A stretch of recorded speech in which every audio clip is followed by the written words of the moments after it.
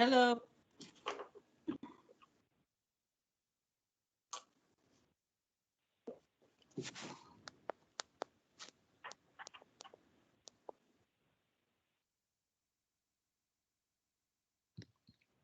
I guess if I'm going to say hi to you, Bonnie, I have to turn my mic on, don't I? Good idea. How's it going? Good. How are you? Awesome. Good. We're kind of in the middle of a hostile school board takeover. Uh-oh, what's going on? We have some upset moms because we wouldn't go against the governor and open school during the winter, and they know better, so they're going to come in, fix Okay. it all.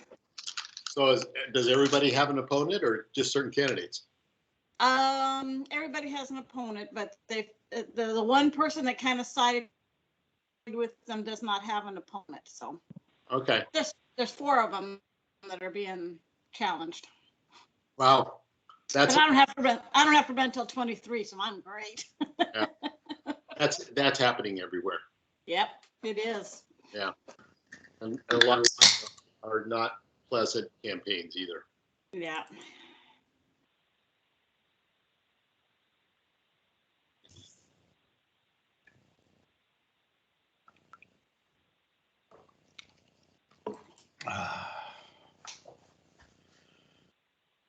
Hello, Bob. Hi, Jeff. How are you doing? I'm doing well. Good. Bill, Good. did you get a haircut? I did. It's my get out the vote haircut. Wait a minute. Awesome. Wow. Oh, goodness, who is that guy? That's I more had to than look good for my mailer. yeah, that's way more than a I haircut. had to look the part. Yeah. There we go, huh? I don't know. Don't you live in Silverton? Who, me? Aurora? Oh, Aurora. Aurora. That's Yeah. it's a little more. We don't have media here, so I don't have to worry about a media person walking up to me and asking a question about running for a school board. But Yeah. I did want to look the part. Well, you had your vacation. Yeah.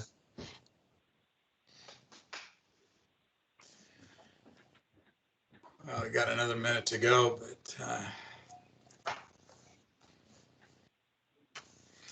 should be a short meeting today. We always say that, though. I think we're gonna make that dream come true. You think? I do. Hope springs eternal.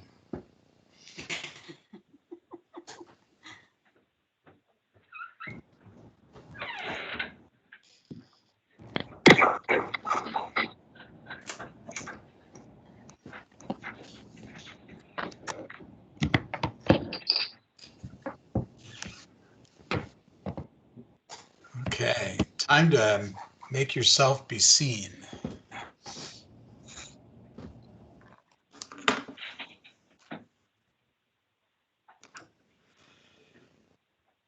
Okay, Ollie, you there? I am here. Somewhere there, Good okay. afternoon.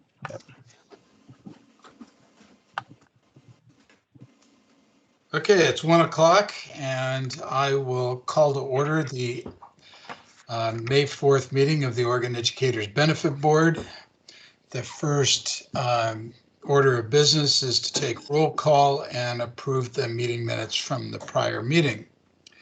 So with that said, Robert's here, Bill's here, Bonnie, I'm here. Susan Miller, Susan Reike Smith, Here. JJ, Here. Reed, I'm here. good, Bob Stewart, I talked to him, Tom Siltabo. Here. Okay, one more time for Susan Miller. I'm here. I thought so. Okay.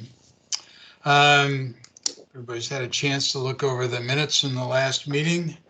Any questions? I think I'm getting the order out. Okay, I'll take a motion to approve. I move I to move to approve. approve. I'll second then. All right, Okay, thank you. It's been moved and seconded. Any questions? There being none, all in favor? Aye. Aye. Aye. Aye. Any opposed? Okay. Move second, carried. First presentation today is the final rates for approval on medical, dental, pharmacy, and vision. Jenny and Brad.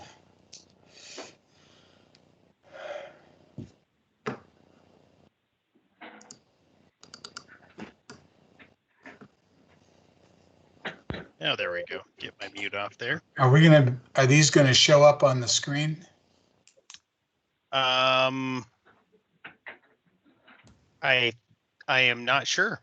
Do you do you not see the slide up on the screen? No. No. Okay. No, I just see the attachment labels. Yeah, I Oh. think it's the Explorer window that's Okay. currently open right now. One moment.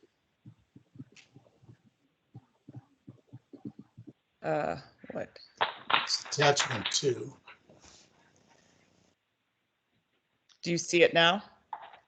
No. No, I just see the line highlighted. Oh, this is. You'll need to stop sharing whatever document you're on and then share the one that you just opened. Okay. Now I can see everybody.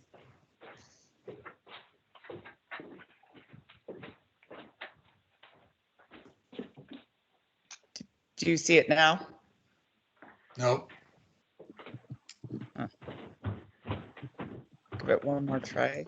So you want to Sorry. open up the document first and then share the document. Otherwise, you're just sharing the file list. Okay.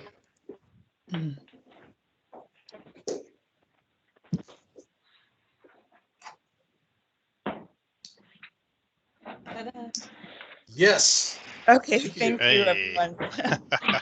Sorry. All right. Okay, well, I think Jenny and I are going to tag team on this. Jenny, are you on? Oh. All right. Well, if Jenny's not on here, I can go ahead and step in and kind of run through the highlights really quick. We're going to try and go through this in a little bit faster today. I know we were trying to get through some additional materials and things, but in general, we wanted to take a few minutes and just walk through some of the final results, final rates, final decisions. And, this page, we just have a few sort of a very, very high level executive summary. In general, from the 21-22 renewal, we did end up with very favorable rate positions for both entities and members. Wanted to highlight that we're quite a bit better than the local, Oregon marketplace insured trends. We do a trend study each year at about 8.5%. We did end up with a good rate stabilization, reserve balance, maintained that in there. And then we do align with our kind of our tri-goals of cost, quality, and outcomes. And we'll walk through some of those over the next couple pages really quick. So we want to move to the next page. All right. Okay, so on page 5, I think everybody can see that, right? Mhm. So we kind of wanted to take just a minute and walk through. We have a number of sort of our goals and objectives of the renewal process, and we thought it would be helpful this renewal cycle to kind of walk through each one of those and sort of outline a number of bullet items that support those different goals. We're not going to, there's a lot of stuff on here, so no, we're not going to go through all of them, in exquisite detail, but we'll take a couple of them and kind of outline them. The first one here is sustainable and appropriate rates for each of the plan designs. I wanted to highlight that each of the renewals are, individually are all below the 3.4% target this year. We've got a number of them that came in at 0% or even a little bit of a rate decrease. And we did use RSR funds to ensure a better rate position, a moderate use of those RSR funds to ensure a competitive rate position for MODA. So kind of as we had envisioned. We did meet the 3.4% growth target. measured on a before taxes and fees basis, which is the foundation of our 3.4, or the measurement basis, we came in at 1.63 for all of our coverages, medical, RX, dental, vision combined. From a meaningful plan choice, we did a number of items this year.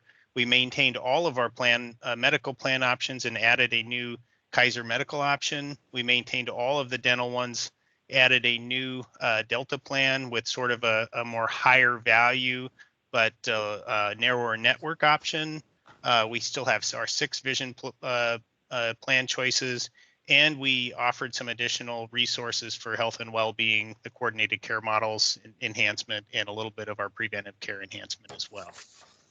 So from a legislative requirement perspective, we did discontinue the ACA tax for the 2021 calendar year, which, as we'll see in a minute here, provided some further relief from a rate perspective. And we have a couple of other little pieces, newborn nurse home visits were legislatively mandated this year. But we had a few health equity items that we also incorporated in this renewal cycle. We added coverage for gender conforming facial surgery. And then we did have some better access to specialty behavioral health services at zero cost share for MODA. And we did expand our virtual therapy options from virtual physical therapy and digital coaching as well in there. All right. So kind of from an efficiency perspective on slide 6, if we can advance to the next one. We did quite a few items in here to improve the efficiency in further enhance our coordinated care goals, value-based payments, so on and so forth. We had a number of items from MODA that were designed to improve our care outcomes. We have some steerage to lower cost sites of care for advanced imaging. We are doing some center of excellence work for specialized gene therapies. I won't read through all of them, but there's quite a few other items on here that do support that goal and objective.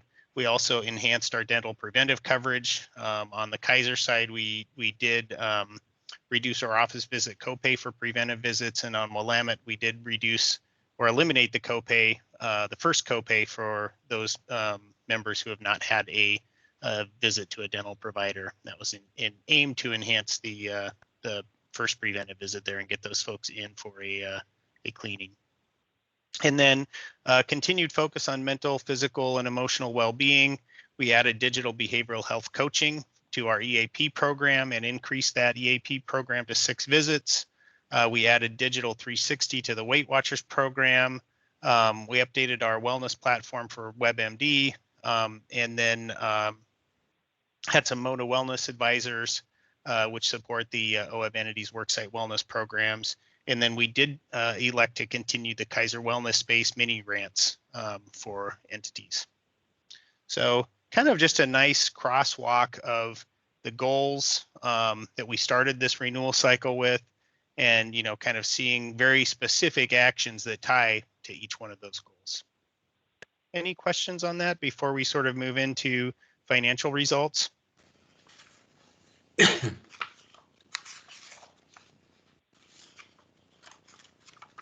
All right, so we can move on to slide 7. All right, so here we kind of have a history of our rate increases. It's getting to be a fairly busy chart. We have a lot of years from the 13-14 plan year now all the way up to the 21-22 plan year. Just a quick color orientation. We have the purple bars on here are sort of our enrolled actual after taxes and fees. So this is what we actually came up with.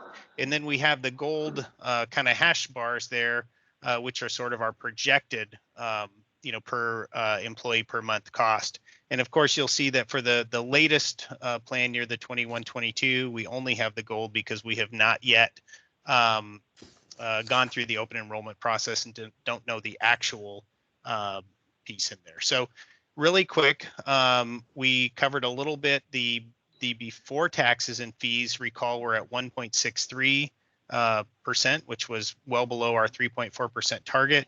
And then if we incorporate the taxes and fees, we are actually down to a 1.04 net renewal increase on an all composite basis. And that would be reflecting the movement from right now, that actual purple bar that was 1,358 to our estimated cost of 1,372. It's a very favorable renewal. And that final purple bar could change or move up or down a little bit depending on member election through the open enrollment process. Any questions on that before we kind of move into the next little financial piece of it? All right, so we have slide 8 here takes a quick reminder or summary of the rate stabilization reserve and the actions we took with it this year. We'll start with MOTA on the left-hand side. We are projecting a balance of this coming October of about 26 million. The delay in the hospital reimbursement cap implementation of the clarified rules is expected to cost about $1.8 million. Part of that is going to MOTA for payment of claims, and part of that will be used to reimburse or readjudicate claims from a member standpoint who were adversely affected by that delay. In addition, the board did elect to use the RSR funds to buy down the MOTA renewal by roughly about 0.5 percentage point. And that is expected to use up about 2.9 million of the RSR funds, which would leave in October of 2022, we would end up with an expected RSR balance of about 21.5 million. On the Kaiser side, we are expected to end in October with about 15.4 million. And then the board did elect to use some of those RSR funds to continue the very valued wellness-based mini grants that we referred to just a minute ago, and the on-site flu shots, and that is expected to use up about $0.8 million of that RSR fund, which would result in a remaining balance in October of 2022 of about 14.6 million. Brad, this is Tom. Is that 8.8 million, was that spread out over years or was that all in 1 year? The which one, Tom? The 1.8 million? No. The use of KP RSR for wellness space grants. That was a multi-year process, wasn't it? Yes, that was a multi-year process. But we're taking the hit. We're essentially taking the hit all at once for it. No, I think that I believe that, and someone can correct me if I am wrong, because I don't have quite that history, but I believe during the renewal cycle, Kaiser had proposed a kind of a wellness fund of a certain amount, and that was used over a course of a number of years. And part of that wellness fund was to provide for these wellness spaces, and that's kind of, we refer to those as those mini grants. And I remember that. Yep, and they were very valued. There's Sapari is going to answer. Thank you, Sapari. Well, this is Jenny. I was just going to. Jenny. Okay. It's the 0.8 million is to cover all 3 forward-looking years. That's what I thought. The wellness spaces and on-site flu shots. And you're right, Tom. We could talk with Kaiser about spreading it out over 3 years. Although, I mean, I'm fine with that. I just wanted to make sure that that when we talked about it, if I remembered, it was around the 800,000, but I thought it was for 3-year funding. It is. Okay, good. This That's all. Kind of gives you a snapshot of what's left over to use for future. Sure, that's good. All right, great question. I understand the 800,000 is committed. I get that. Thank you for the clarification, Jenny. All right. Any other questions? Very good question, Tom. Thank you. Any other questions on slide 8 before we move on? Okay, so these are slide 9 here has a kind of the final renewal positions for each of the carriers on an after taxes and fees basis. This means this is what will be seen by the entities and the members from a rate perspective. So it does incorporate that change in taxes and fees. And if we took all of these together, we would result in an average or a composite of the 1.04 that we saw a couple slides earlier. So we have Kaiser came in at a final negative, almost 3/4% or a little over 3/4% renewal position. And Moda is at about a just a little bit over 2% position. On the dental side, Kaiser came in flat. We had Delta Dental coming in at just below a 1% reduction, a little less than 1%. And Willamette came in at about a negative 4 point, a little bit over 4% reduction. Note that that 4% does include a little bit of use of the RSR, kind of a one-time use of some RSR funds there that needed to be used up as well. On the vision benefits, Kaiser came in at negative 2.85. Moda came in at just right around 1/3% increase, and VSP came in at a 12% decrease.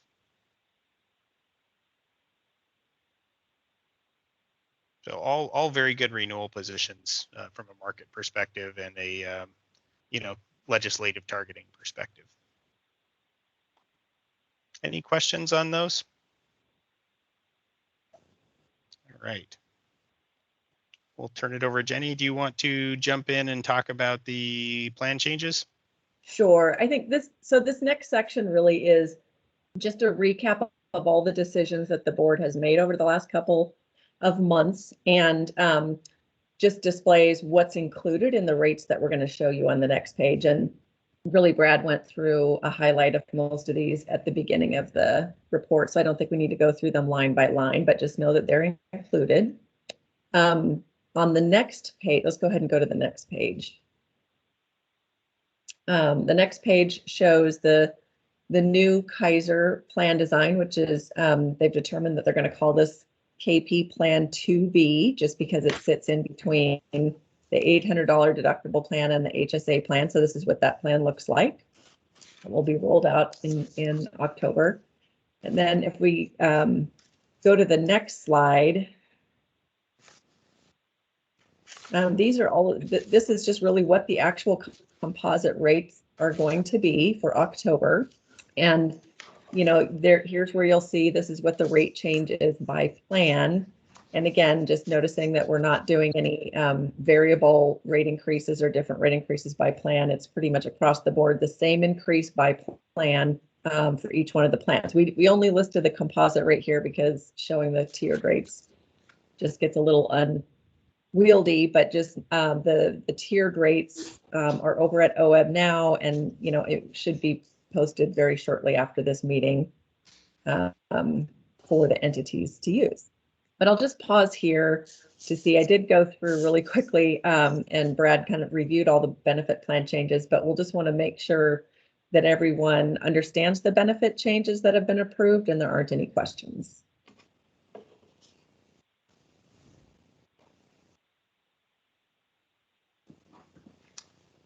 Okay, hearing none, I think we can go ahead and move to the dental.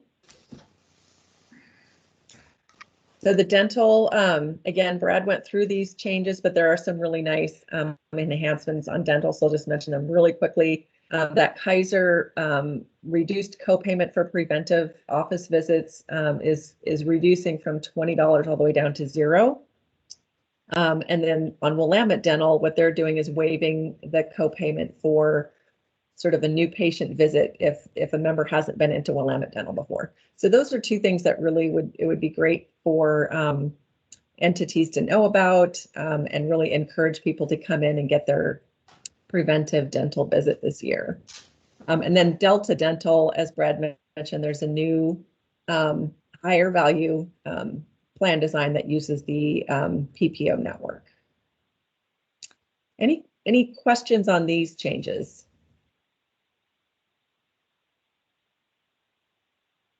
Nope. Okay. So on the next page, we just have, a highlight of what's changing in the dental plans, and the column in gold just highlights the plan design for the new, it's called an exclusive PPO incentive plan design. So that's going to be the new one. And then those preventive visits I mentioned are noted here in gold. And then if we can go ahead and go to the next page.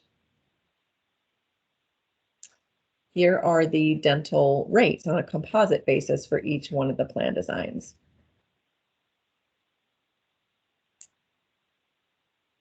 Okay, any questions here? No, okay. And for vision, there's really just one vision plan change, and that is VSP is adding coverage for vision therapy. And then you've got here the rates on a composite basis, again, for each one of the plans that are renewing. So all just really great news here.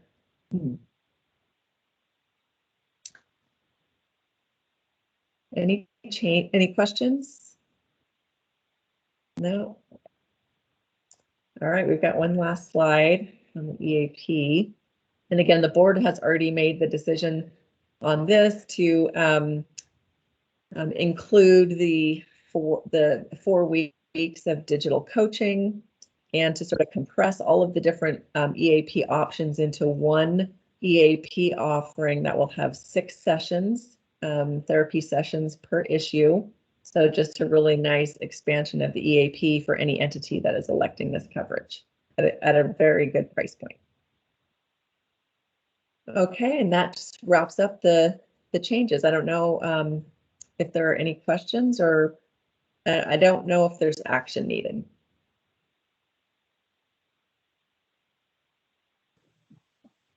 Unmute here. Yes, there is an action required, and that is to accept these final rates displayed on the composite basis. Correct, Ollie? That's correct. They don't have to be done in separate motions. It can be done all in one motion. Right. So with that said, unless somebody wants to go back and review any of the pages, this is an opportunity. I'll accept a motion.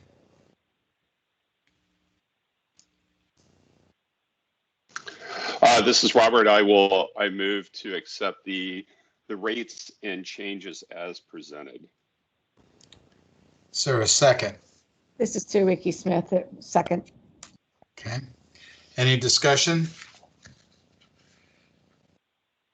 10, 9, 8, 7, 6, 5, 4, 3, 2, 1. Okay. We'll take a vote on this. Where's my list of people? Here we go. Tom. Yes. Bob. Yes. Reed.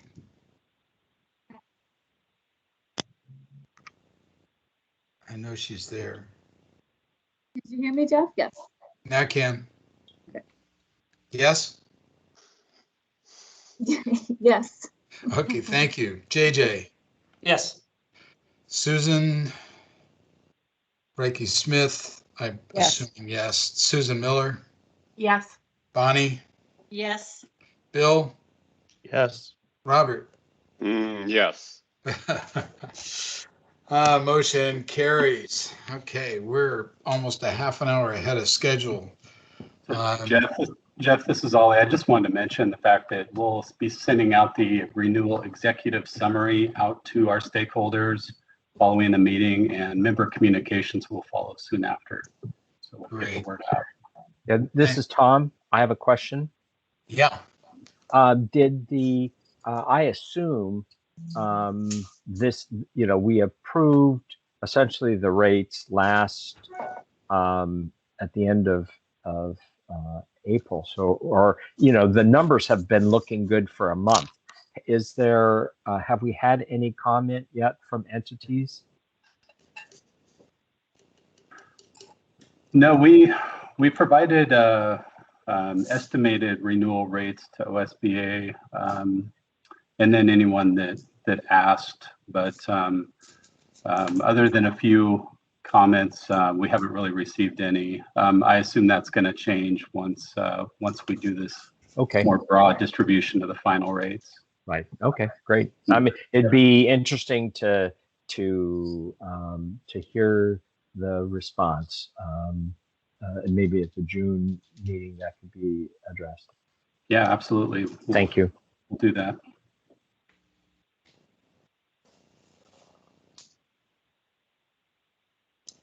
Anybody else have any comments?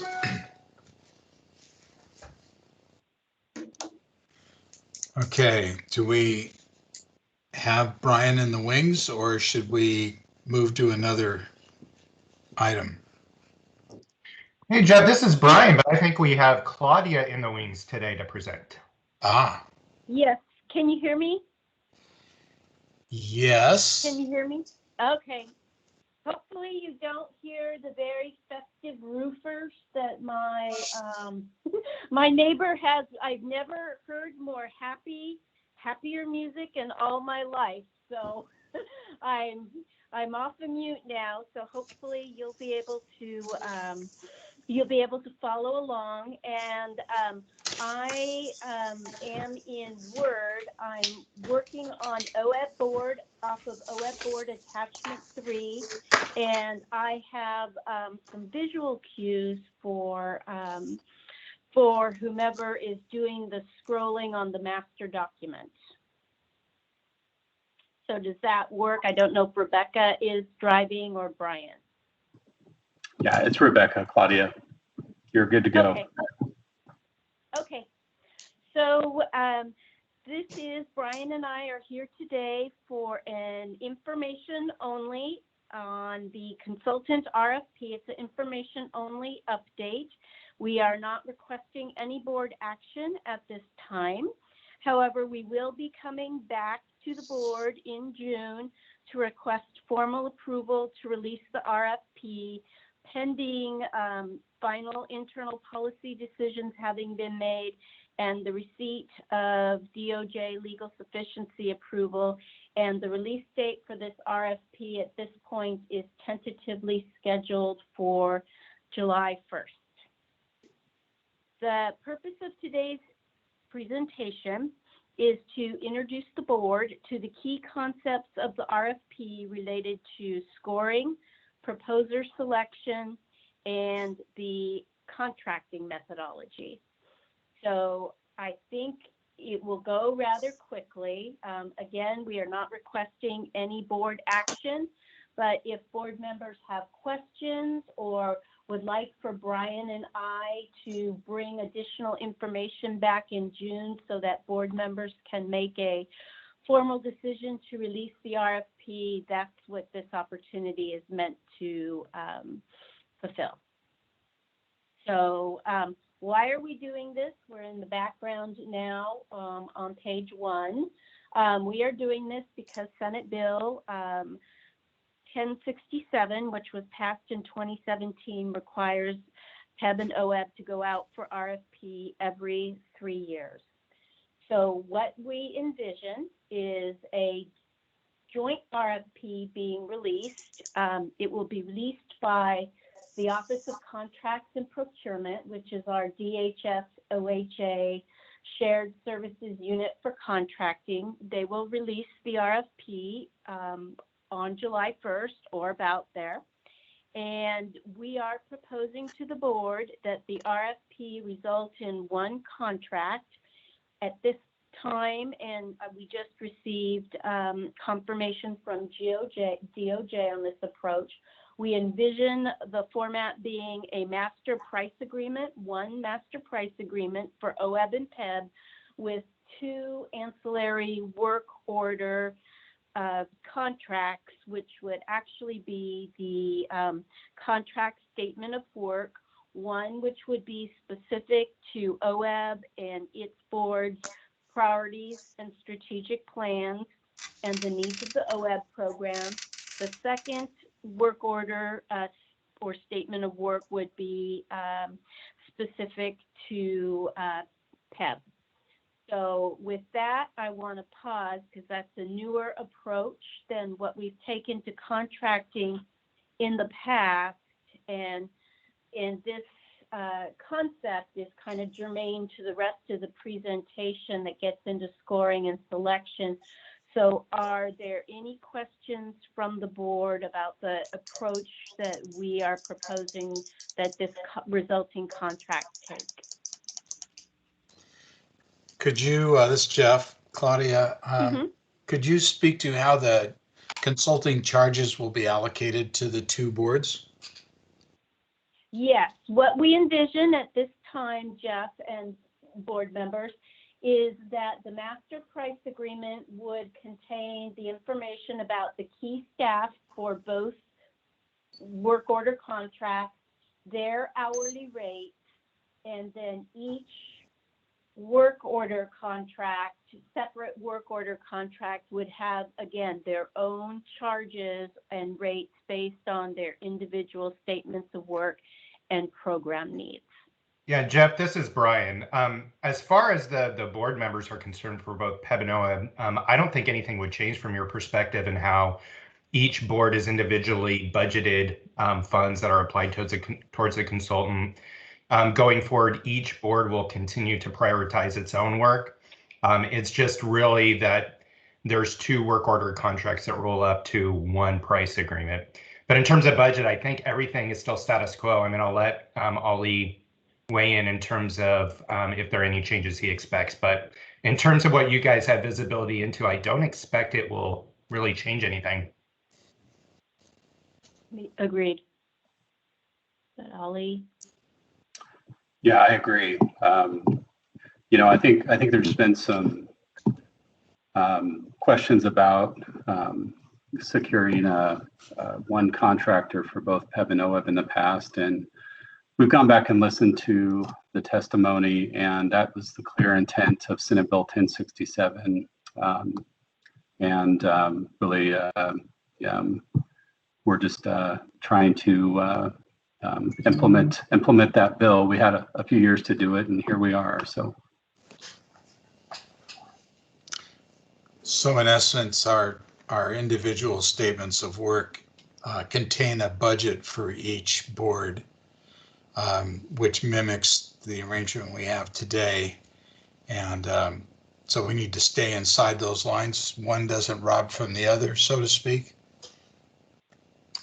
So that is correct, Jeff. Okay. Each board or each program will have its own specific statement of work and budget. Okay. The PEB board cannot determine OEB board priorities and resources under its budget and vice versa. Now, there are probably, just knowing that OEB and PEB are coordinating a lot more on a lot of policy issues, there's going to be probably a learning curve for us to figure out how to work with you and other leadership just to make sure we're all in agreement on shared projects. But we're already kind of doing that and comparing notes. But that will be kind of just a more recognized process going forward. Yeah, there may be some need for clarification on work done by the Innovation Work Group. Yep. Okay.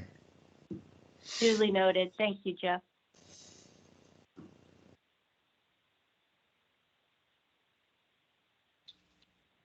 Any other questions before we move on to page 2? Okay. Our favorite topic here is ethics, conflict of interest, and other applicable laws. So we envision that all meetings related to the RFP will be public meetings and therefore subject to public meeting rules, and that public records requests, law and procedures will apply throughout this process from beginning to end. In addition, all board members and staff involved will need to complete and sign a conflict of interest form, and that's whether you're a scoring board member or a non-scoring board member. That's a requirement, and the conflict of interest form is typically signed once we know all the proposers that have responded to the RFP, so that there's a blanket statement that covers all the proposers and potential or actual conflicts of interest. So moving on to the leadership group for planning and ongoing administration. What we are proposing is the formation of what we're calling, for purposes of this RFP, a leadership group, which is to provide advice and strategic direction during the course of the RFP. Examples of policy guidance are in paragraph number 2 under the leadership group planning and ongoing RFP administration. The leadership group will not score either the proposals nor the interviews, but can generally participate in discussions. A role at the interviews might be an interview facilitator, but that the members of the leadership group are there to advise and remain as neutral as possible.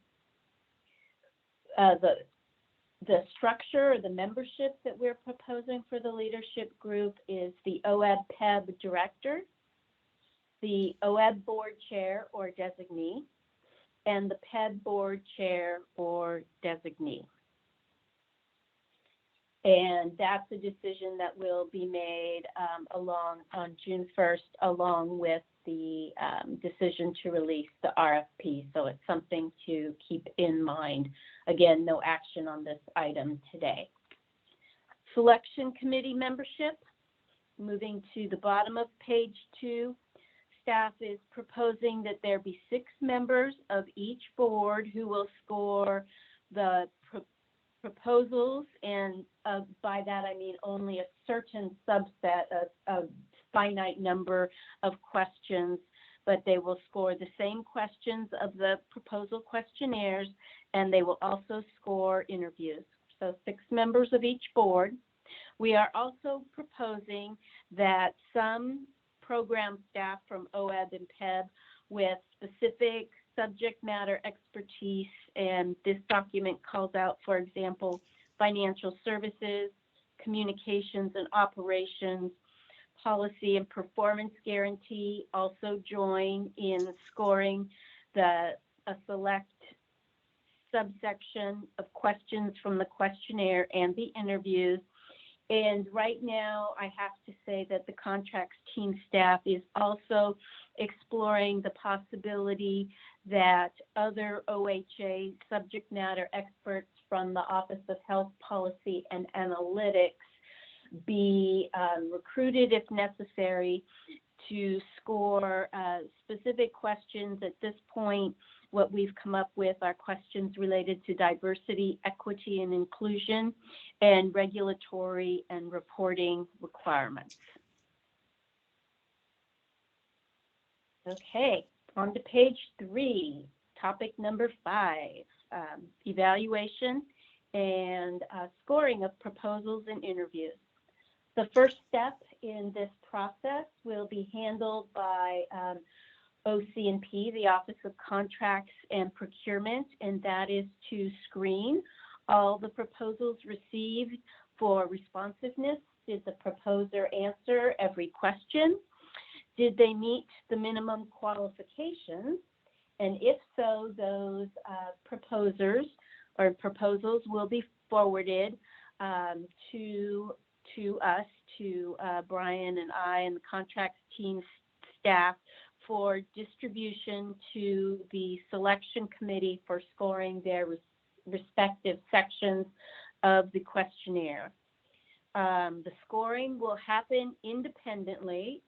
Should you want to be a selection committee member, there's no discussion allowed with either members of the board or selection committee that are not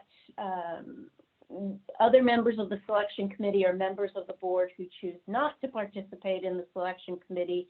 No questions to staff except for specific regard for requests for clarification, and we will identify a specific process for having those questions clarified.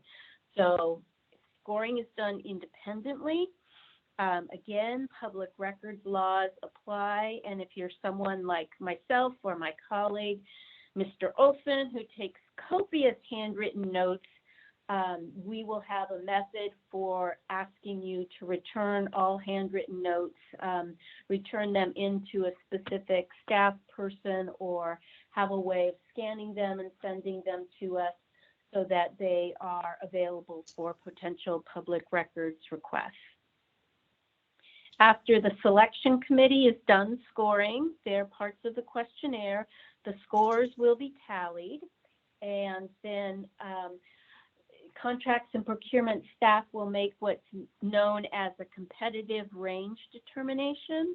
And that's typically in these experiences, there are natural breaks in scoring, and the lowest scoring proposers will not move on to the interview process. And we'll look at where those natural breaks in scoring occur and only move those proposers that fall within the competitive range onto the interview process. And again, I will pause and just ask if there's any questions about that before we move on to the interviews. Okay, hearing none. Moving on to the interviews, which is the middle section of page 3. All board members, we are envisioning all board members will be invited to participate in the interviews, but only members of the selection committee, those being both board members and staff, will score. And at that point, after the interviews, the scores from the interviews and the written questionnaires will be tallied, and the highest scoring proposer that meets all the non-negotiable criteria will be deemed the apparent successful proposer in advance to the contract negotiations. So I don't know if board members are seasoned in what non-negotiable criteria is. I can certainly explain that or give an example, but I'll pause there to let people ask any questions. This is Tom. Do you have any sense yet about the number of people, of groups that will be applying for the through the RFP process? I mean, is it going to be, there's 2 now, one, OEB has 1, PEB has 1. Or is it going to be 3? Do you think it'll be 10? Do you have just a ballpark? So Go ahead, Brian.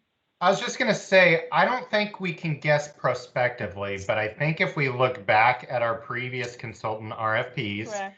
It seems to me that they've always been between 4 and 8 proposers that are able to basically propose all of the things we're asking for.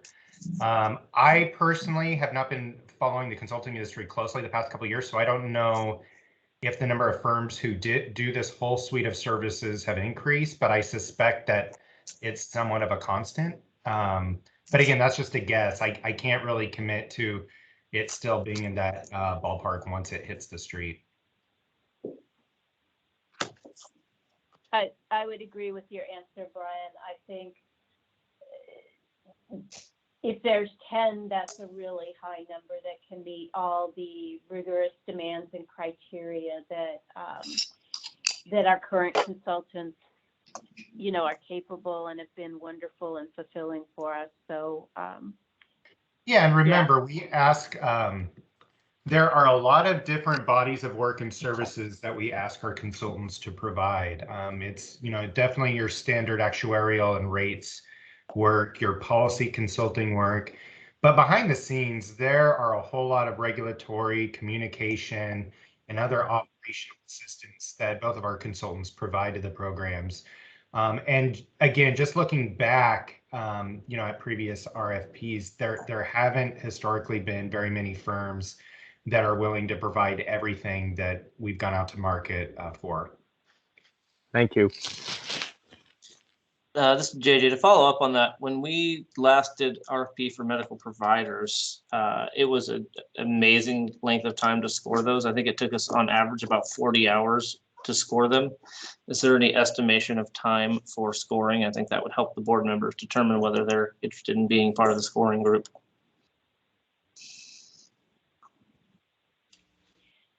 Claudia, do you want me to take this one on?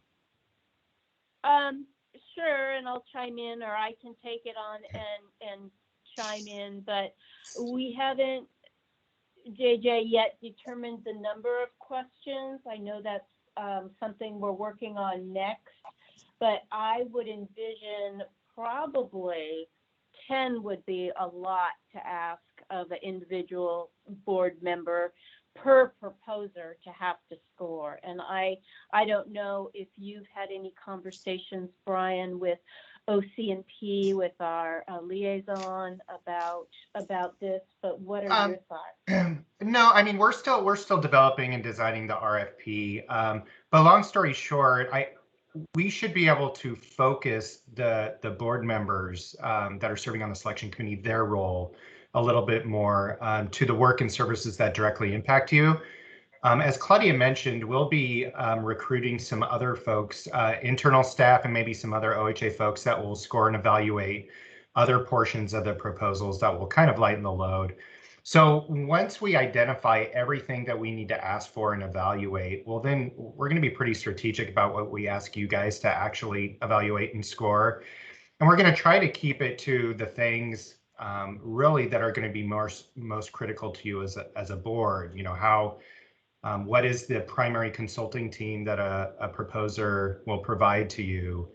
How are they going to provide leadership in your top priority areas, et cetera?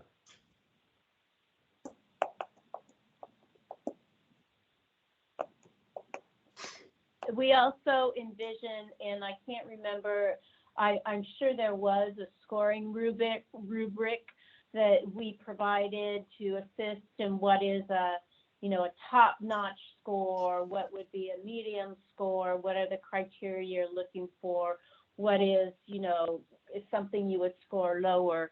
So there will be some tools that would assist board members who are scoring in making a determination of a score or what would fall into a range of excellent versus good versus average, etc. Yeah, so JJ, if we get a similar number of proposals that we've gotten in the past, and if our team does our job, I think we will. Well, I mean, it'll be tough to kind of cram this all in an efficient manner, but I think we would try to keep your guys' the selection committee work, the initial evaluation scoring around 10 hours. Maybe 15. That doesn't include the finalist interviews, but I think, again, if we see going forward what we've done in the past, and given that we're bringing on other people to help evaluate, that would be my sense, is that we try to keep your guys' evaluation to that 10 to 15 hours. Okay, that's significantly less than we had with the medical provider, so I appreciate that. Yep.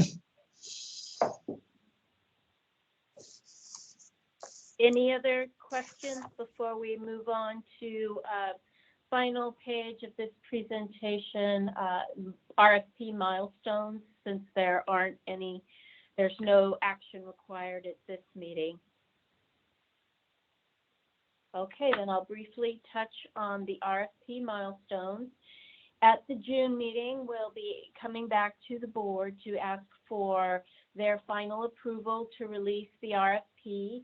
We may have a better sense of timing, but I think July 1st builds in enough wiggle room, would be the earliest we would release it. We will also be requesting that the OEBB board vote on the leadership group membership and also vote on members of the selection committee, being that given this timeline and the fact that the OEBB board does not meet in July nor August, and there is a great deal of work that will take place during those months, that we have that information before you convene for the summer break. So again, July 1st release date, allowing a month or some change for the responses to be due. August 2 to 24 would be the selection committee evaluation and scoring, with the finalist selection happening the end of August.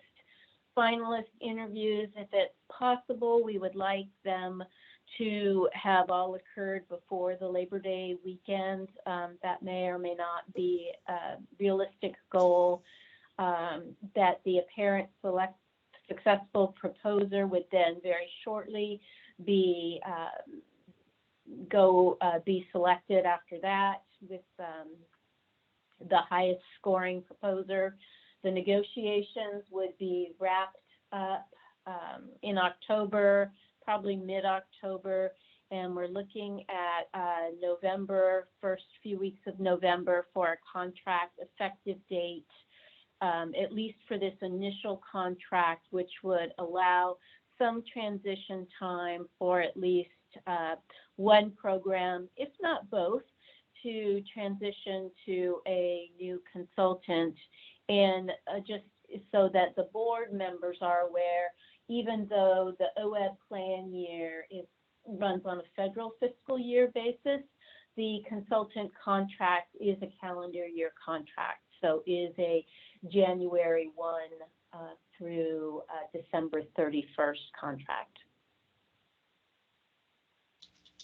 So are there any additional questions or things that you would like us to bring back? I have noted from Jeff at the beginning of this presentation that he wanted a little bit more information about the work for the innovation work group, maybe in this proposal, so we could see that body of work reflected, and that to bring back with regard to JJ's concern or request, if we had a better sense of how many questions would be required that each board member score.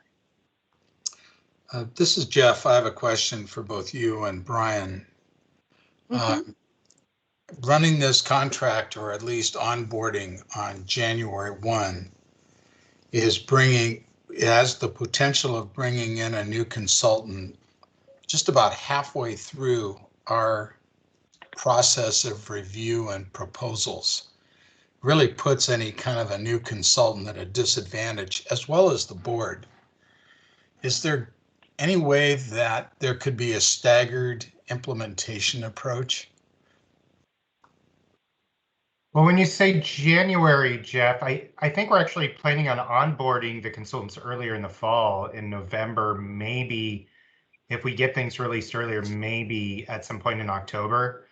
And we were thinking about how PEBs and OEB's renewal cycles and work kind of aligns and peaks, and it feels like we just felt like October or November may be the ideal time, just because there wasn't a perfect time that worked for both programs.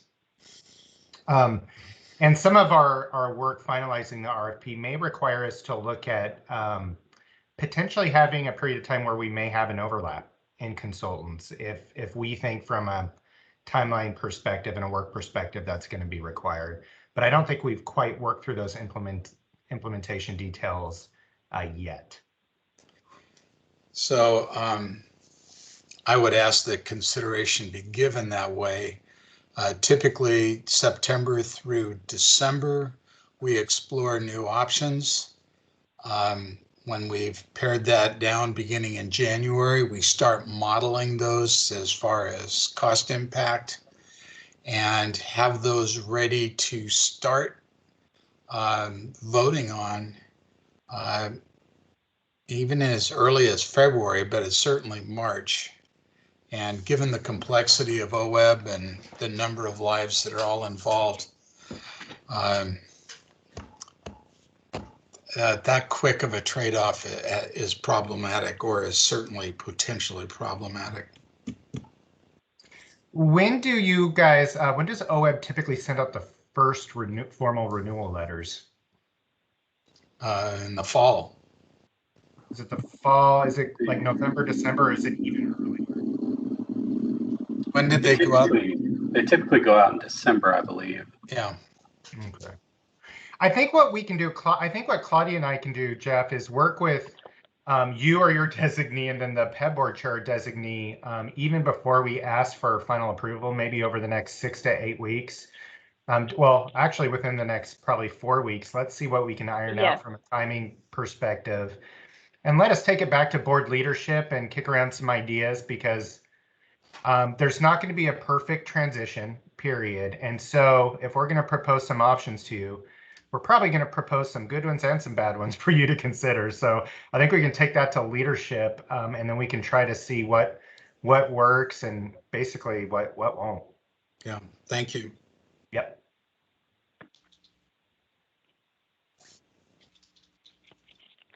Does anybody else those have are any? all- Oh, I'm sorry. That's a good concern, Jeff. Thank you for bringing it up. And as always, I appreciate, your job is to ask some hard questions. And Brian and I actually discussed this morning when we met for our daily meeting. And, a timeline looks really great on paper, but when you get down to it, we definitely need to think about some contingencies as a contracts team, which is bigger than Brian and myself, but Sure. yeah.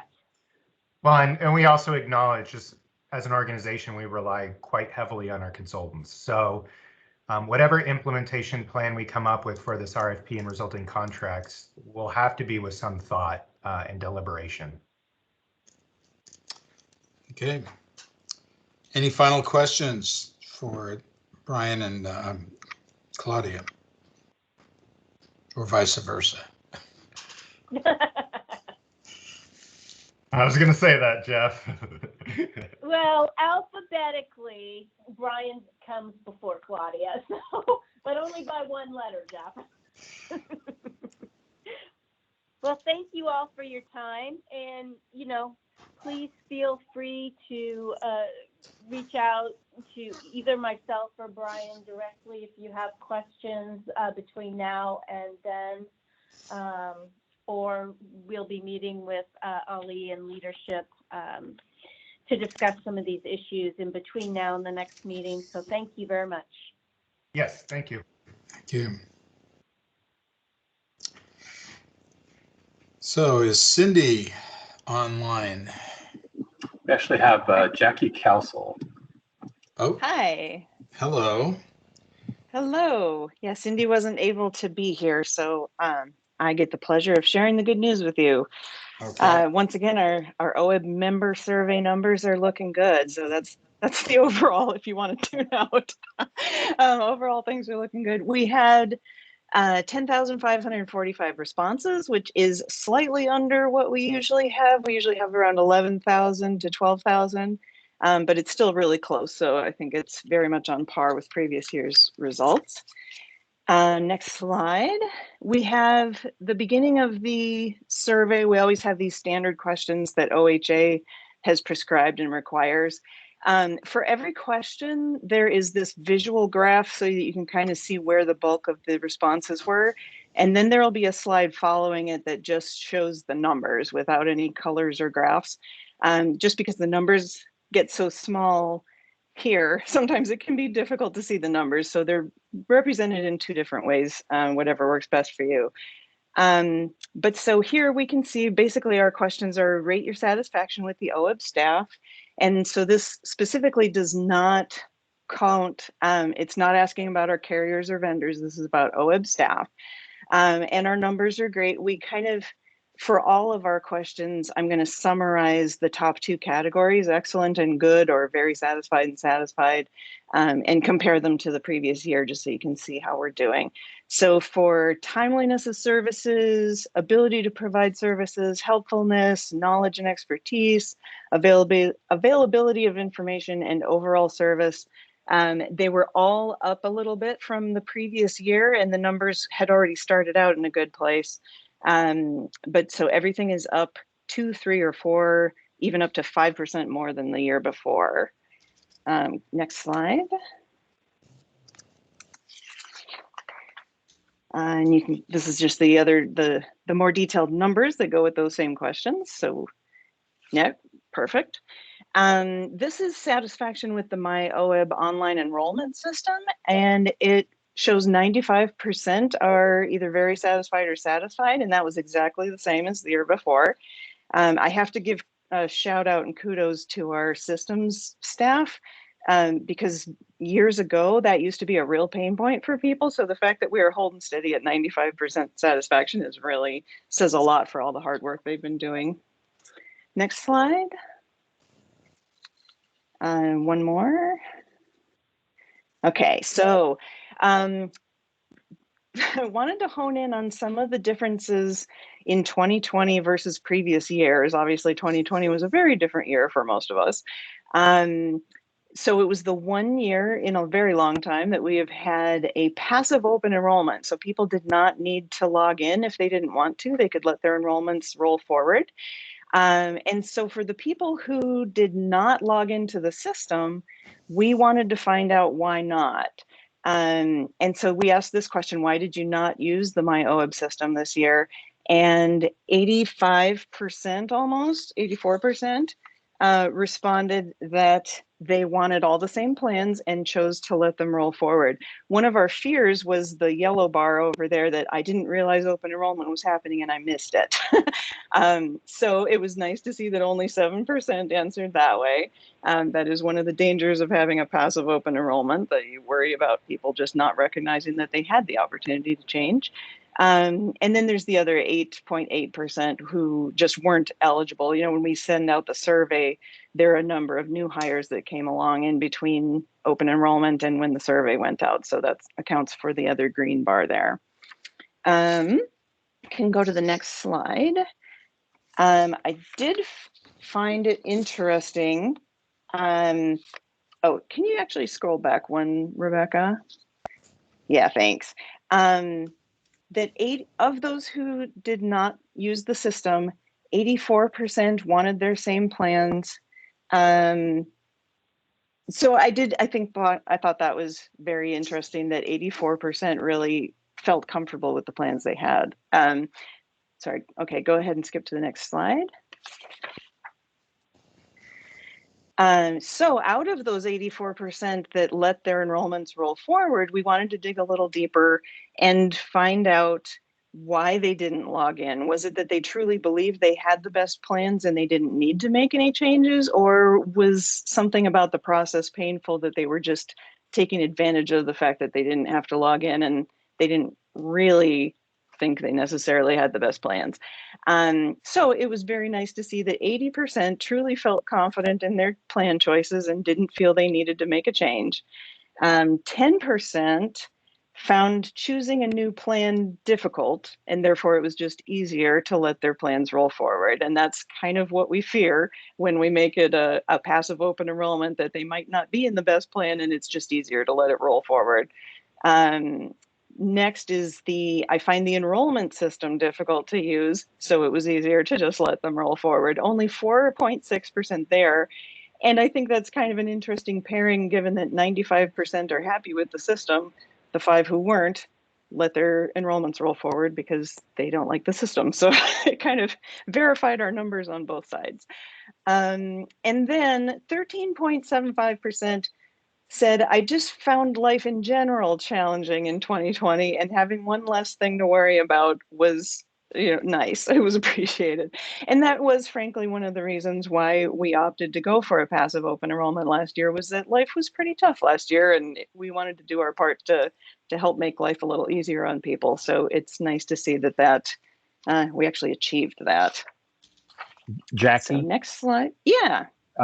Those numbers add up to more than 100%. Is that the last one they could was something that they could vote along with one of the other first 3? It should not have been. It's, let's see. It's about 108.9%. Wow, interesting. I'll have to I look know deeper you into guys try that. to give 110% all the time, but we always do 110%. Yeah. That's very interesting. I'm Check sorry I didn't recognize that before. I will check that. Okay, thanks. Yeah. Okay.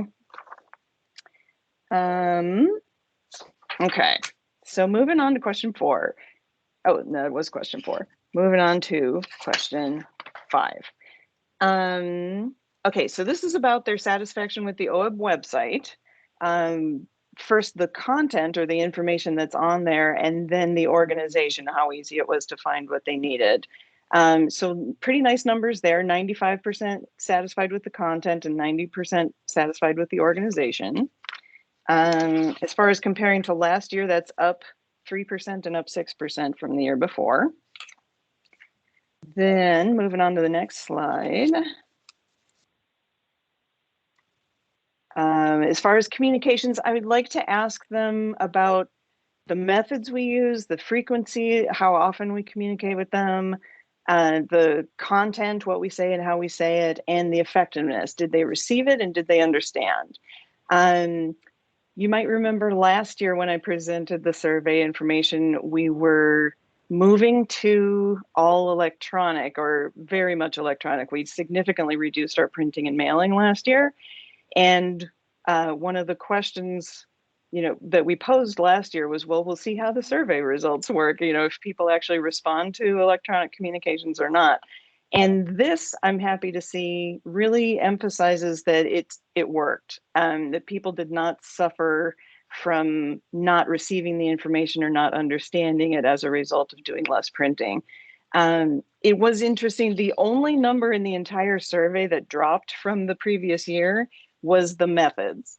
It went from 95% last year were satisfied to 91% this year.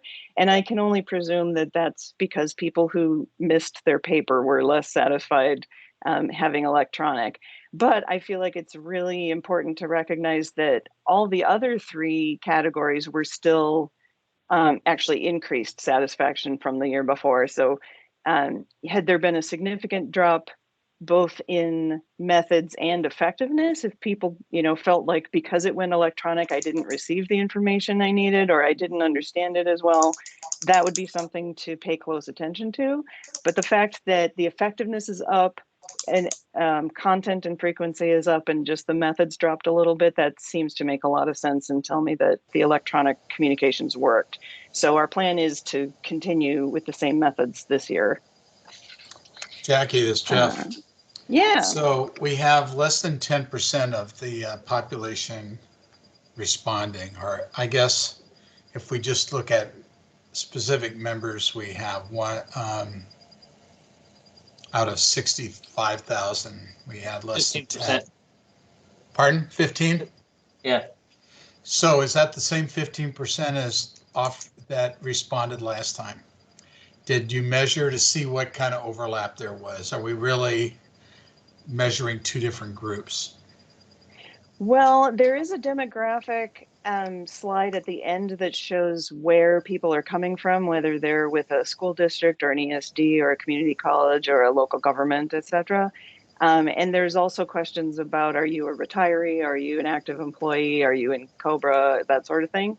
And so those numbers were all similar to previous years. So it seems we're gathering the same sort of people, even if it's not the exact same people. Because it is an anonymous survey, we can't actually track exactly whether they're the same people or not, but we seem to be getting the same broad, balanced survey of our membership, that it's not overly skewed to one group or another.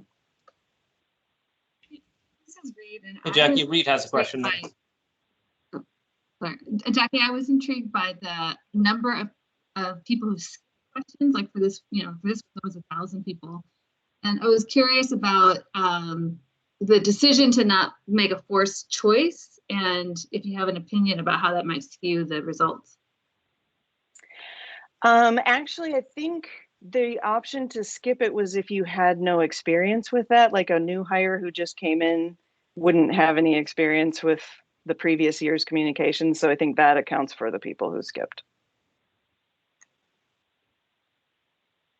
Although I have had situations in the past where if I make every question required, I have had people just get frustrated because they didn't want to select an answer, didn't feel like any of them suited them, and then they just bail out of the survey altogether. So I try to minimize the number of questions that are truly required and won't let them move forward. But yeah, I think there is a good chunk of those who said that they were not eligible for benefits the previous year and therefore wouldn't answer. Okay, thank you. Has the NA option ever been put on these surveys in the past? Actually, that is on all of them, and then those got extracted out for the purpose of the reporting. the answers. So that's where the skipped, Got it. Thank you. I believe. Yeah. Sorry, that's a little unclear on the, I should probably show those just to make it obvious.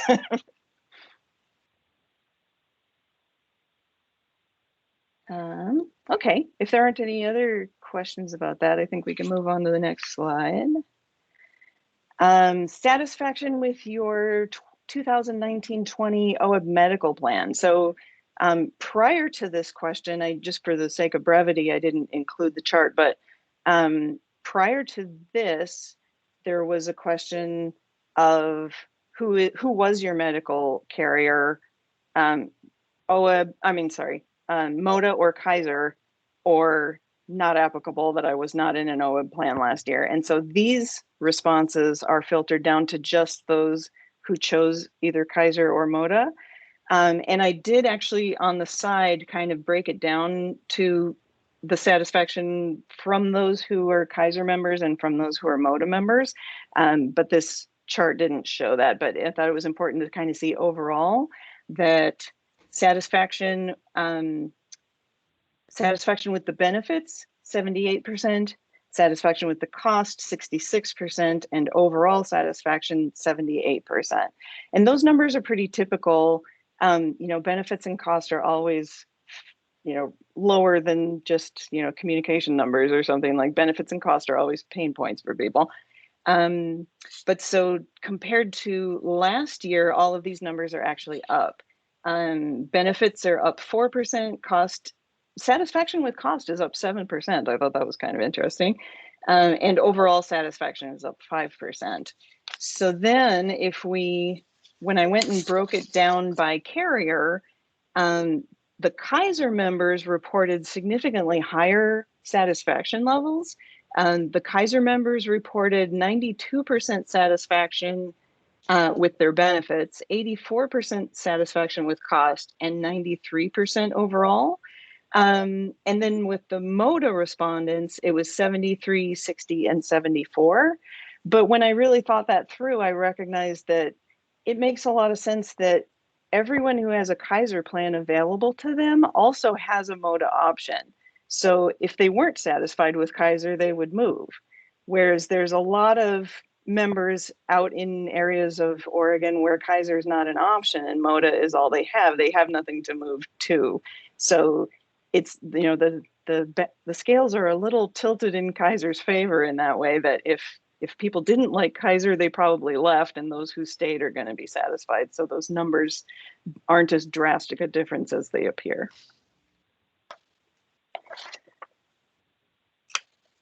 And then the final question was just kind of showing the demographics. I know JJ in particular is usually interested in how many local government people responded. So just to show that we have an array of people responding, and that this correlates pretty evenly with our overall membership. So we feel that we got a balanced result. But that completes the survey as far as the slides I have to share. Did anybody have other questions on those? I just want to comment. I really appreciate that we do this every year, and I like to share this with my bargaining units because, in general, we have members that just think our benefits are terrible, they suck, and they're garbage. And it's generally because they remember what benefits were like 20 years ago, and the entire industry has changed. And I like to just remind them that, I recognize you're unhappy. Let's find the root cause and we can address that. But overall, people are happy with their benefits. And then the administration of those benefits. I agree. Yeah. And I think, the majority of our numbers are up in the 90% satisfaction, like 90 to 95, which is almost unheard of for an organization. So I think, and we've been pretty consistent with that year over year. So I'm particularly proud to be a part of it and these results. I think we're doing a good job. And I appreciate that too, JJ and Jackie. And really, our number one priority is our member services. I mean, above all else, that's kind of the lifeblood of our program. And, whether it's our benefit analysts, our communications team, or our systems admin, It's a very, very tight-knit group and very experienced group, and every one of them really enjoys what they do and enjoys working with the members. So it's really great when I see numbers like this. Okay. And I do think it's interesting to just point out that over the past year, we've been working from home mostly. And so to recognize that satisfaction didn't get sacrificed at all, it actually increased despite the fact that we weren't in the office, is a big testament to everybody too. All Does right. that mean that your staff was generally happier because Ali wasn't there to annoy them?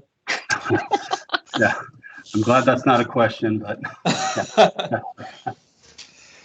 All right. Well, thank you, Jackie. Thank you. Looking ahead at our agenda, I think we can be done within an hour. Unless there's any objections, why don't we just keep going and finish it up? If anybody's got an objection, say it now or hold your peace. Okay. I think, Jenny, you're back up. I'm back up. And Brad. And I think Doug is on too. Doug Borlier is going to do a lot of the discussion today. I'm here. Hi, everybody. Hey, Doug. Okay.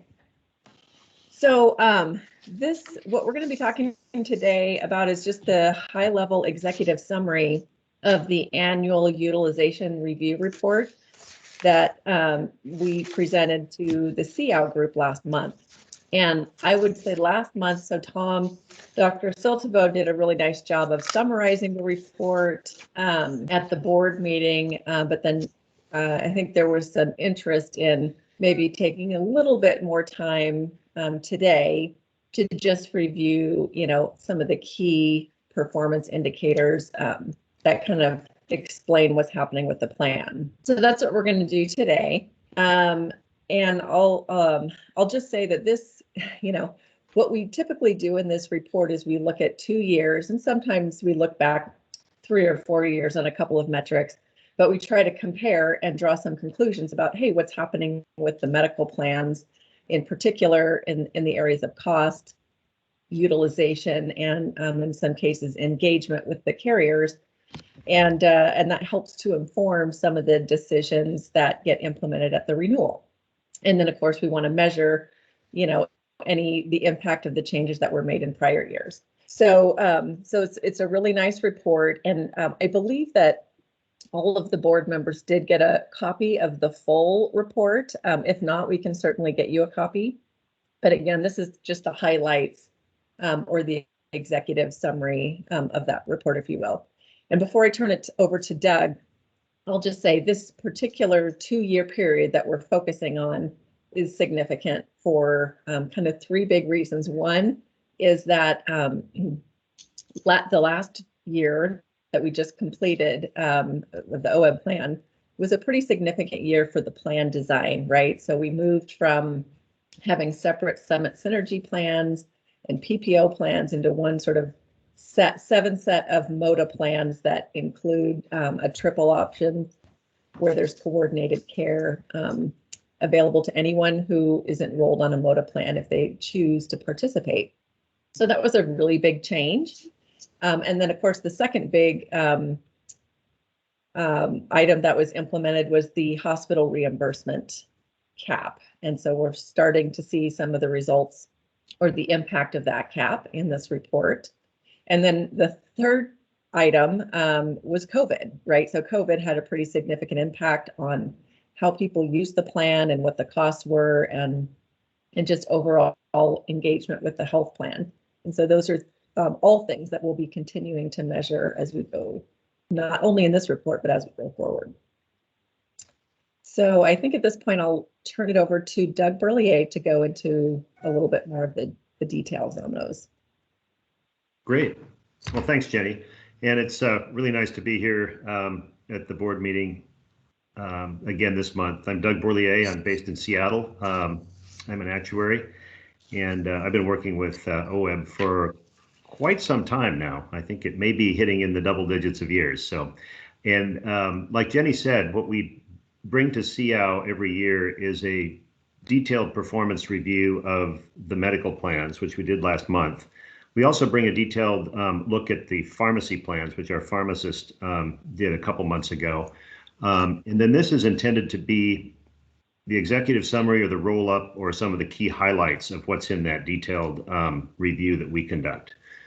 There's also, MOTA and Kaiser do really deep dive drill downs of various aspects of the program. And this is intended, like Jenny said, to be a overview of what's happening with cost, utilization, and the health of your members, as well as to both set a baseline for future changes and also to look at the impact of and see the impact on those three areas: cost, utilization, and population health of some of the initiatives that you may have been putting in. So I'll try to keep this pretty brief and look at the first page here. This is really looking at the people and starting to take a look at the dollars and how people are consuming healthcare. So the very top center, how many people you're covering, roughly 135,000 people per year, and the distribution between Kaiser and MOTA. And that roughly stays about the same year after year. But you can see that the difference now is with the coordinated care plans. When you count both Kaiser and MOTA, if you look at the dark purple and the light purple, we've gone to about 3/4 of the population that are under, I'm sorry, if you look at the blue and the light purple, you'll see that you've gone to about 3/4 of your population is in one of those coordinated care plans. And that was one of the significant changes that's kind of evolved within the overall population. You continue to have about $750 million in spend, and you can see the distribution of spend in the top right between Kaiser and MOTA, MOTA being purple and Kaiser being blue. If you look at the populations on the far left, the average ages, well, the populations for OEB stays pretty constant year over year, especially when you look at average ages and employees or members, spouses, and dependents that are covered, et cetera. Kaiser tends to be a little bit younger and tends to have a little bit smaller family size, and that's been pretty much the case as long as I've been looking at the data here, and that's very consistent year over year. So that accounts for fairly, there's really no demographic drivers of change year over year. It tends to be more in how the plan designs and incentives are set up. And then in the bottom center, we have, if I were to look at three areas of utilization, these are the three that I'd look at: inpatient admissions, emergency room visits, and office visits. Now, why that's important: emergency room visits and ER kind of tells you, number one, what some of your bigger cost drivers could be, but also distribution and how care is being managed. So if you're looking at emergency room visits and you kind of see a downward trend, you expect to see a certain amount of emergency room use, but you don't want to see a lot of unnecessary, the runny noses and sore throats.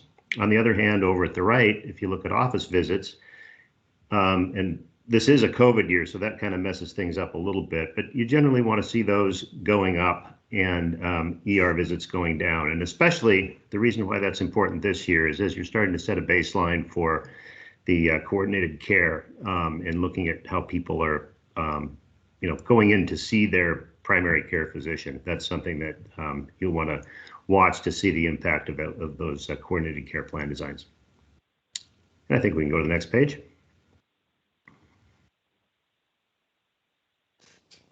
So here we're showing some drivers of trend and kind of some impact of, benefit design. So if you look at the top, we've got basically three categories looking at MOTA and Kaiser. We look at what's happening with pharmacy, we look at what's happening with outpatient, and we look at what's happening with inpatient.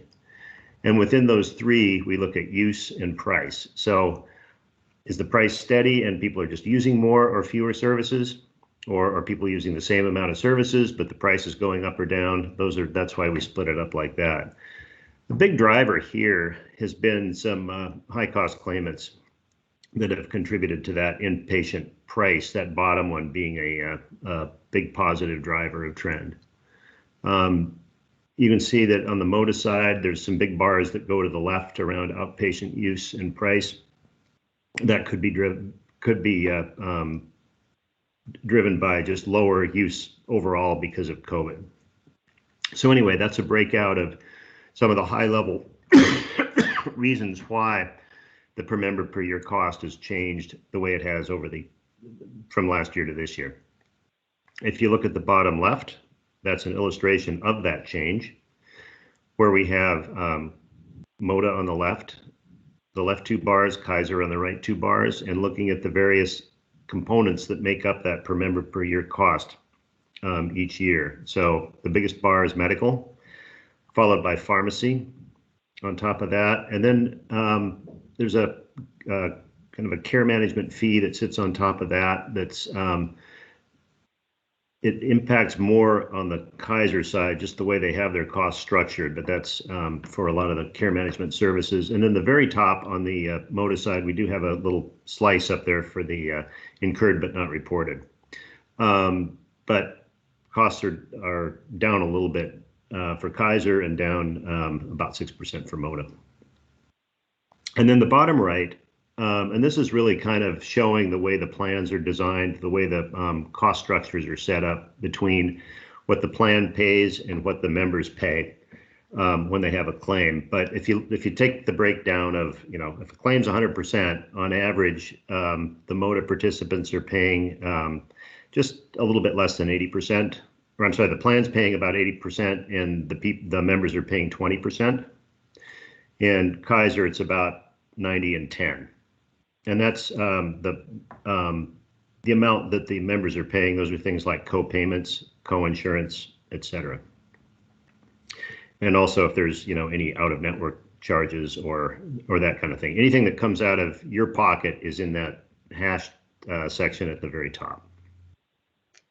Doug, this is Regan. I had a question about these graphs, just so I'm understanding them correctly. So I look at Kaiser and MOTA on the performance piece, and I'm intrigued by the difference because COVID has had an impact on people's both outpatient and inpatient, use. So when I look at Kaiser, does this tell us that people decreased their outpatient services, but when they went in, they were using more expensive services? And is that because of the way the plans are structured, or is that because of the actual types of services that they were getting? It's more on the actual type of services that they were getting, especially on the outpatient side. If you look at the very bottom, that inpatient price, how that sticks out way to the right, there were a few really high cost claimants that drove that. So that tends to skew things and those happen to be really expensive inpatient cases. Okay, and then is that the same for the RX price, that people were, I guess, using it more, but for Kaiser, they were using cheaper drugs, and then for MOTA, they were using more expensive drugs, like they needed more complex drugs, or they were using less generics? Yeah, no, just keeping in mind that averages can sometimes conceal a lot, but in general on the MOTA side, that use and price, and that's a really good point, because when we went through our more detailed analysis, and this is true with every single client that I work with, specialty drugs are becoming a bigger piece of the pie. So even if use is going up a teeny bit, they're, if you throw a really expensive, or a much more expensive drug into the mix, that's why that RX price on the MOTA side is gone up. It could be on Kaiser that number one, that hasn't caught up with itself yet, and number two, Kaiser does purchase their drugs on a national basis. So there's kind of a whole different purchasing and financing arrangement between the two. Thank you. Sure. Did that answer your question? It did. Good. Any other questions on this page, or we can kind of wrap it up on the next couple? Okay. Well, the third thing after price and utilization that we look at is what's going on with member health. And the way we look at that at a very high level is to look at what the top conditions are overall, and then what the top chronic conditions are. And the distinction there is the top conditions, that's looking at every single claim. That could be everything from a single catastrophic event to something that's more routine and manageable. And chronic conditions that's where we limit the list from those really severe acute cases to the ones that could be managed on a broader basis. But still, it's, the top of the list are the cancers and the osteoarthritis or the joint and diabetes. When you get down into like number 4, 5, 6, they kind of tend to be around things like maternity or depression or, some of those other types of conditions. But you can see that pretty much, cancer tops the list on Kaiser and MODA, both chronic and overall. Pregnancy did move up on the Kaiser. Remember, they have a slightly younger population, and that one tends to, pregnancy and maternity tend to bounce up and down, just kind of depending on how things are going. Osteoarthritis a little bit lower. Again, not for Kaiser, not too surprising since it's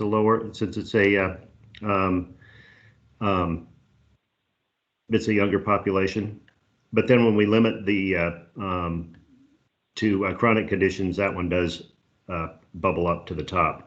I think what's happening there is that, as I mentioned earlier, Kaiser had a couple of significant high-cost claimants, and if you look at top conditions, that would have made that list, and it would not have made the chronic condition list.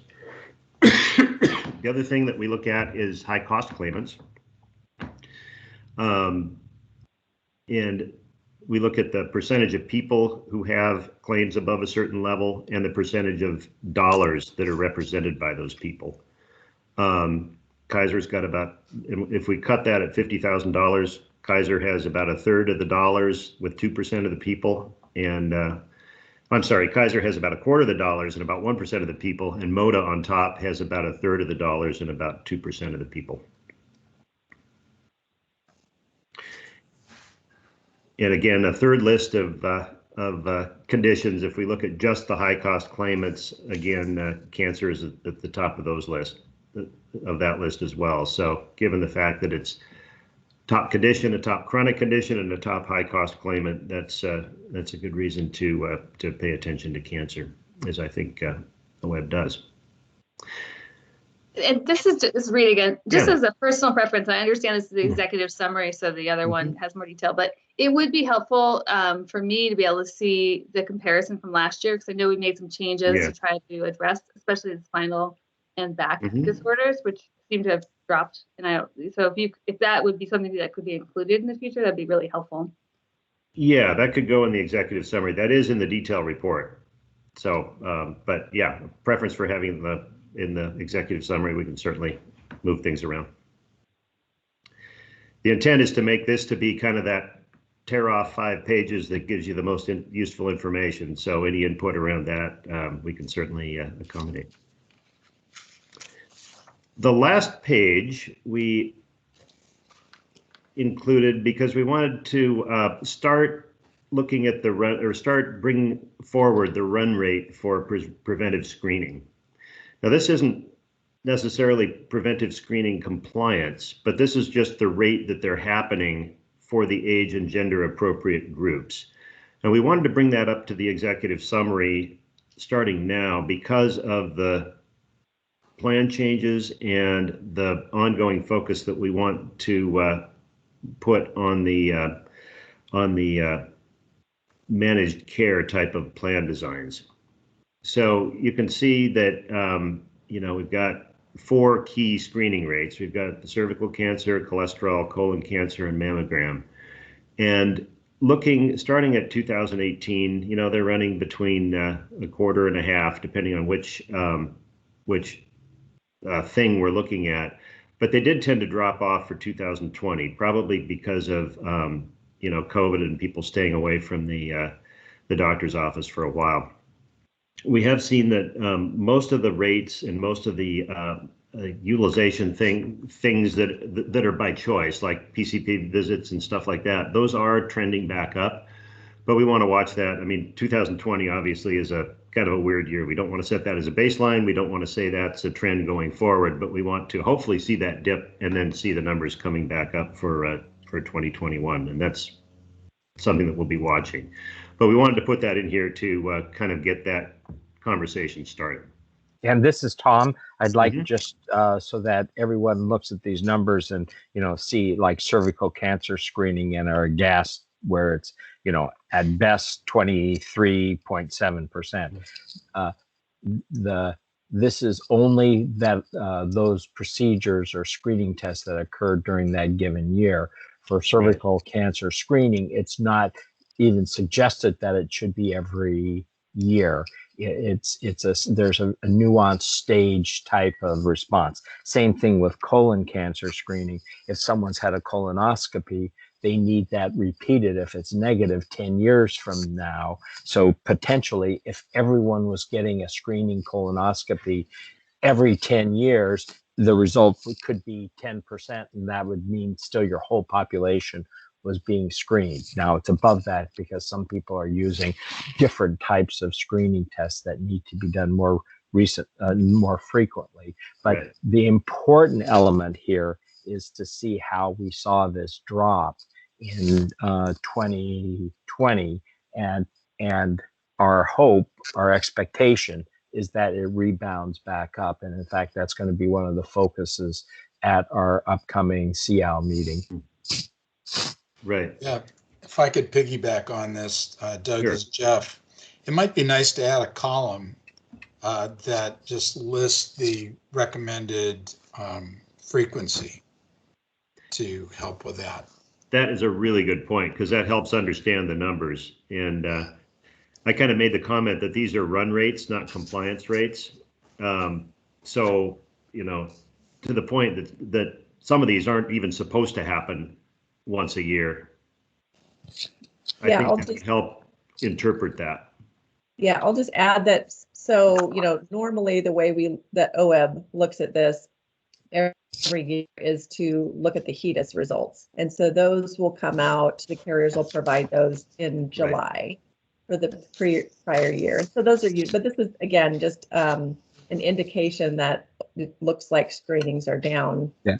So, and we needed, this is the problem with HEDIS is that we'll see what happened during the calendar year 2020 in August to September of 2021. So we would have missed all of what happened during the pandemic year if we waited for HEDIS. So we had asked our consultants to actually look at it from this perspective. I just wanted, the nuance is really important, and the take-home message is that we definitely saw a dip in prevention services, and that was expected, understandable, and yet what we need to see is the rebound.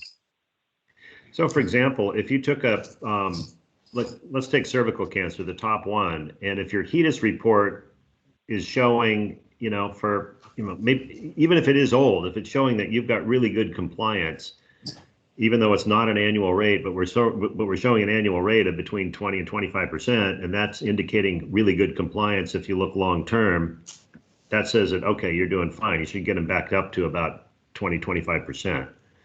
And that kind of helps link what we're seeing here with a kind of a more up-to-date run rate versus the HEDIS long-term study rate. Yeah. So this is an indicator. Right. Very important. Yeah. Jeff, this is Suiki Smith, and one other piece here, and it may be more of interest than actual need to do. But as I look at those, also, I'm wondering over the next several years, what based on the drop off in 2020, what we see in terms of increased cases of cancer relative to cervical, colon, and breast cancer as a sequela to 2020. As well as heart disease relative to the cholesterol screening. It may not be that big a blip. I hope it's not, but I think it's a point of interest perhaps. Yeah, I will say that most clients that I've looked at, PCP visits and, you know, some of that preventive stuff, the normal routine care is really bouncing back. And we'll be watching that. We're starting to see that with the OEB population as well, but we'll definitely be watching that because there is that, you're absolutely right. There's that concern about deferred care. And if somebody's saying, oh, I'm staying away from the doctor for 6 months, and then if something comes up later, then it could be worse. I mean, that's the whole reason why you want to get people into the doctor for appropriate screening in the first place. Yep, thank you. And it also is a, you know, in terms of communication going forward as we, you know, pull ourselves up out of this pandemic, that, you know, returning to these and accessing these screenings, which are provided for in your benefits, are critical to long-term health and stability. Absolutely. And we had one final page here about looking forward. Jenny, do you want to hop in, or Brad, or do you want me to walk through this? Sure. Yeah, I think you covered a lot of this, Doug, just that, you know, the focus is on coordinated care. And so it's great to see that increasing. Office visits increased. A lot of that had to do with, and again, we went into this more in the detailed report, a huge uptick in folks seeking care virtually or through a telehealth visit. So that it's really important to sort of maintain that interest in getting care however it's most appropriate or convenient for the members. And then just looking forward, again, we're going to continue to measure the impact of COVID. And, you know, we just talked about the deferred care. I think the comments about communication are pretty critical. It's really helpful for all of the entities as well as OEB to communicate the importance of getting those preventive screenings because they do save lives. And so that's the main thing. And then I think you've heard from us presenting in the past meeting that that both OEB and PEB are moving forward on a Center of Excellence study to focus on musculoskeletal. And so that would impact the osteoarthritis item that Doug mentioned, and then also back and spine surgeries, which were a little bit further down the list from the top 5. But combined, back and spine and osteoarthritis are the #2 OEB cost driver behind cancer. And then OEB put in a new fertility benefit this last plan year, and so we have a little bit of emerging information, but we will plan to dig into that a little bit further in the next review. Jenny, this is Tom. Yes. I have a request. As you noted, we in the 1920 plan year, we switched. MODA came up with their CCM 2.0, moving away from the Summit Synergy process, and one that has, as Doug has noted, has significantly expanded those under coordinated care. I am unsure how we are going to be looking at the population that is in the CCM 2.0 versus those that are not. I could imagine there being, being able to separate the two populations and look at it from a standpoint of risk-adjusted utilization, from clinical quality and outcome standpoint, and from patient experience / satisfaction. You don't have to answer it now, but I'd love to have you work with MODA and to identify how we will be able to differentiate the what's happening, the outcome of the CCM 2.0 project or process. Yes, that's excellent. In fact, you're exactly right. We were just both internally at WTW talking about what kind of reporting and how we would propose to do that going forward. And so we have some great ideas for that. And MODA has also put together some reports that super. I think help tell a great story. Yeah.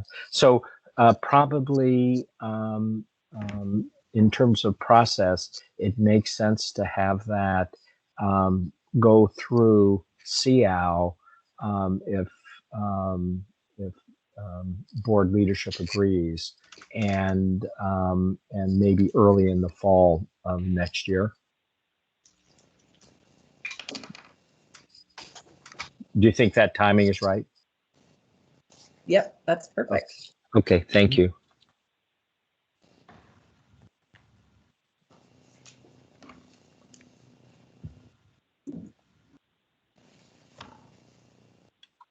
Okay, thank you so much for having us. Thank you very much. Thanks, Doug. Okay, Ali's got a budget update for us. Thanks. And before I get started, Jackie just wanted me to pass along that the 110% chart was due to people being able to make multiple choices. So they can choose multiple responses. So apparently that is how it added up to 110%. And thank you, Tom, for noticing that. And thank you, Will Stars Watson, for an excellent report there. Okay, so we're off to our budget update. And Rebecca, if it's possible to increase the size maybe to 75% or 100. Thank you very much. Maybe you can kind of scroll down as I talk here, but this is our financial performance dashboard, and we wanted to give you a look at our budget and cash status as we near the end of this 2019-21 biennium. As we've talked about in the past, the state's on a biennial timeline for our budget, and right now at the legislature, they're going to be hearing our 21-23 budget request and approving that hopefully in the next month. So our status on this report is through March of 2021. And the first chart up on the left top hand corner is our operations budget. In fact, in the left-hand column is both our operations budget. And our operations is about 1% of our total budget. The other 99% is going to be in the right-hand column, stabilization fund budget.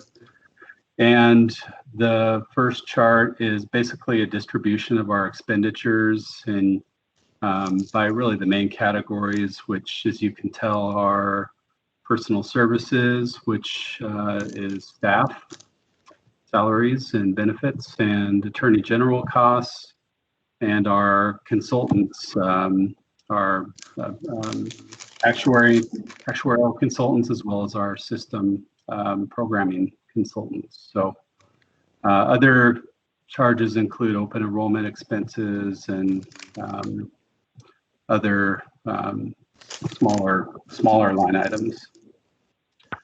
As you can see in the chart below, the bar chart, we're about 88% through the biennium, our lapse rate, and we've only expended about 68.3% of our total budget. So we're quite a bit under.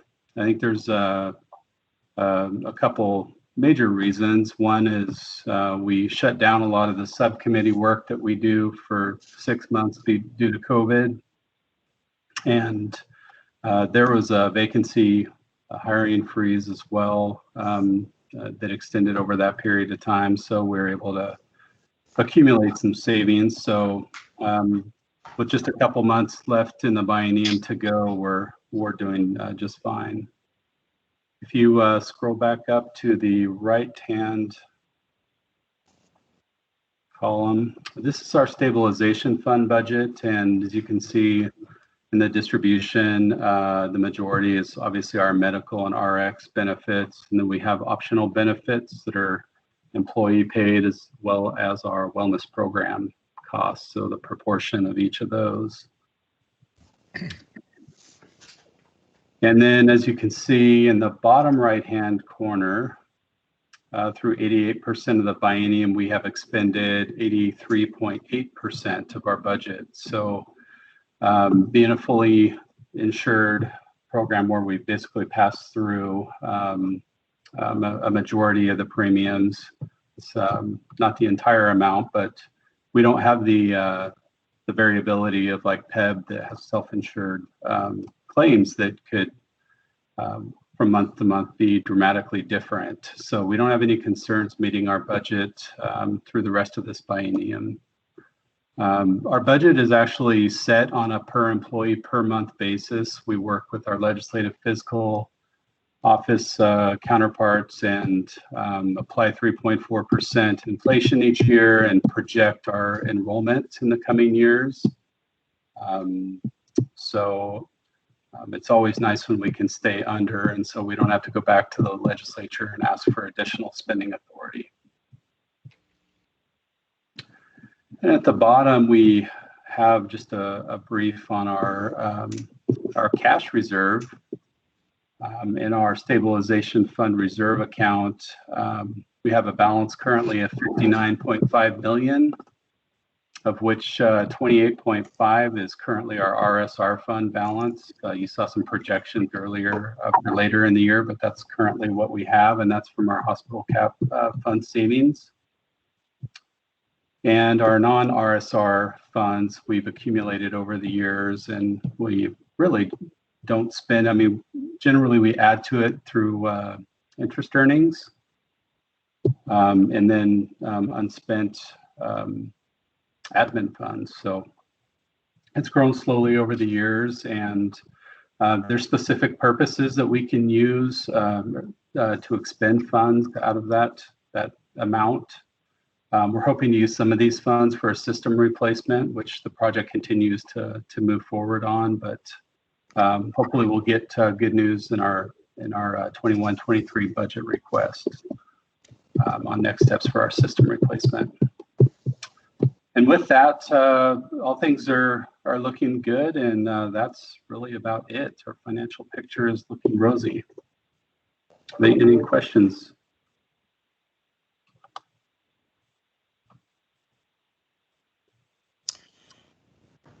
Sounds like there aren't any. Thank you, Ollie. Yeah, thank you.